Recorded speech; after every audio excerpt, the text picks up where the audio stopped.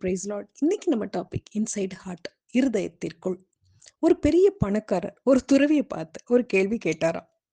என்ன கேள்வி கேட்டார்னா, கடவுளுக்காக உங்க சொத்துக்கள், பேர், புகழ், பணம் இவை எல்லாத்தையுமே இழந்துட்டீங்களே, அதாவது எல்லாத்தையுமே தியாகம் பண்ணிட்டீங்களே, இது எப்படி சாத்தியம்? எப்படி தான் அப்படி இருக்கீங்க அப்படின்னு கேட்டாராம். அதற்கு ஒரு நிமிடம் அந்த துறவி அமைதியா இருந்துட்டு, என்ன விட நீங்க தான் பெரிய துறவி அப்படின்னு சொன்னாராம். பணக்காரருக்கு ஒண்ணுமே புரியலையாம். துறவி தொடர்ந்தார்.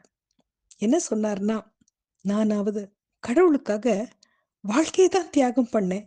ஆனா நீங்க உங்க சுகபோக வாழ்க்கைக்காக கடவுளையே தியாகம் பண்ணியிருக்கீங்களே. அப்போ நீங்க எப்பேற்பட்ட துறவி, நீங்க பண்ணது ரொம்ப பெரிய விஷயமாச்சே அப்படின்னு சொன்னாராம். பணக்காரி என்ன சொல்றதுனே தெரியாம தலை குனிஞ்சு நின்னாராம். நம்ம இருதயத்துக்குள்ள கடவுள் இருக்காரா?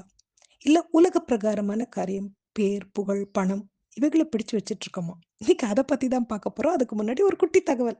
ஒரு 6 வயது சிறுமி. அடுத்த நாள் அவளுக்கு இருதயத்துல ஒரு முக்கியமான ஆபரேஷன். Open heart surgery. அடுத்த நாள் அந்த ஆபரேஷன் செய்ய போகும் டாக்டர் அவளை பரிசோதித்துக் கொண்டு இருந்தாங்க. அப்போது அந்த சிறுமி டாக்டர் பார்த்து, ஒரு சந்தேகம் டாக்டர் அப்படின்னா. உடனே டாக்டர், ஆபரேஷன் நினைச்சு பயமா இருக்காமா? பயப்படாத, உனக்கு வலிக்காது அப்படின்னு சொன்னார். உடனே அந்த சிறுமி, பயம்லாம் இல்ல டாக்டர். என் அம்மா எனக்காக தினமும் ஜெபம் பண்ணுவாங்க. ஒரு நாள் எங்க அம்மா கிட்ட கேட்டேன், கடவுள் எங்க இருக்காங்கம்மா அப்படின்னு கேட்டேன். அம்மா சொன்னாங்க, உன்னுடைய இருதயத்துக்குள்ள தான் கடவுள் இருக்காங்க அப்படின்னு சொன்னாங்க. நாளைக்கு என் இருதயத்தை நீங்க திறப்பீங்கல்ல டாக்டர் அப்படின்னா. அதுக்கு டாக்டர் ஆமாம்மா அப்படின்னு சொன்னார். அந்த இருதயத்தை திறக்கும்போது நீங்க கடவுளை பார்ப்பீங்கல்ல டாக்டர். அந்த கடவுள் எப்படி இருக்காங்க எனக்கு சொல்லுவீங்களா டாக்டர் அப்படின்னா. அதை கேட்ட டாக்டர் கண் கலங்கி அவளை கட்டி அணைத்துக் கொண்டார். அடுத்த நாளும் வந்தது. ஆனா ஆபரேஷன் டாக்டர் எதிர்பார்த்த மாதிரி சுமூகமா இல்ல. அதிக சிக்கல். சிறுமியின் இருதயத்துக்கு போகும் ரத்தம் நின்று விட்டது. டாக்டர் இனி அந்த சிறுமி பிழைக்க வழி இல்லைன்ற மனநிலைக்கு வந்துட்டார். கிழித்த உடலை தைத்து உடலை பெற்றோர்களுக்கு கொடுக்கும்போது அந்த தாயின் மனநிலை எப்படி இருக்கும்? என் மகள் எங்கன்னு கேட்கும்போது அந்த தாய்க்கு என்னால என்ன பதில் சொல்ல முடியும் அப்படின்னு கலங்கி போய் உட்கார்ந்துட்டு இருந்தார். அப்போது அந்த சிறுமி சொன்னது டாக்டர் ஞாபகத்துக்கு வந்தது. அவள் இருதயத்துல கடவுள் இருக்கிறாருன்னு அவ சொன்னது ஞாபகத்துக்கு வர, அவள் இருதயத்தை பார்த்து ஆத்மார்த்தமா ஜெபிக்க தொடங்கினார்.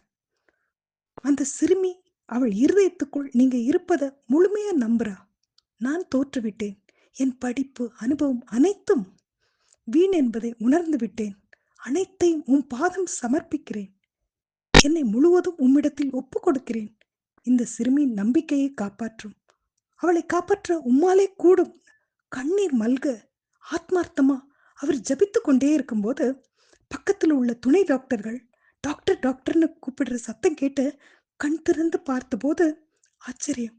அந்த சிறுமியின் இருதயம் துடிக்க ஆரம்பித்தது. இரத்த அழுத்தம் ஏற ஆரம்பித்தது.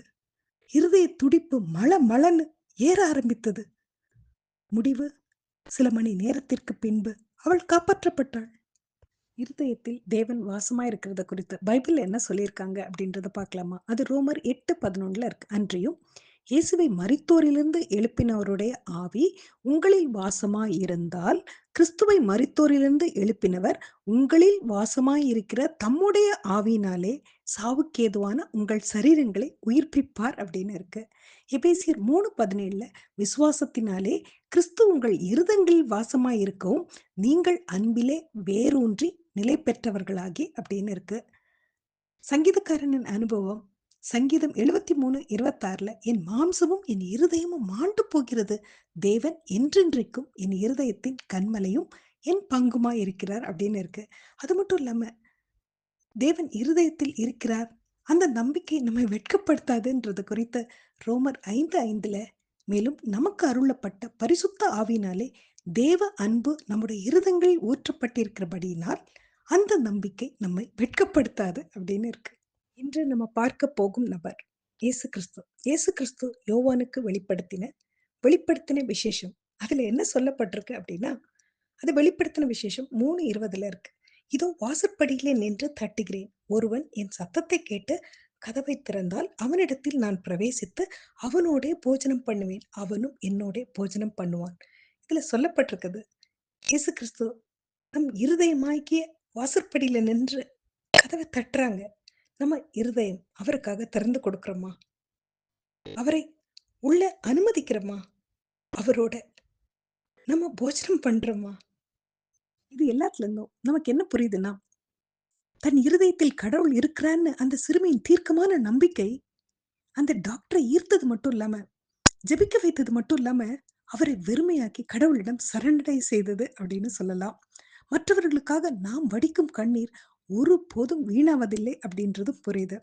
அது மட்டும் இல்லாம, "என்னில் நிலைத்திருங்கள், நானும் உங்களில் நிலைத்திருப்பேன்னு" இயேசு கிறிஸ்து சொன்ன வசனம் நமக்கு ஞாபகத்துக்கு வருது.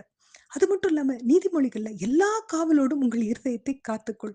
அதனிடமிருந்து ஜீவ ஊற்று புறப்படும்ன்ற" வசனமும் ஞாபகத்துக்கு வருது. நம்ம எப்படி இருக்கோம்?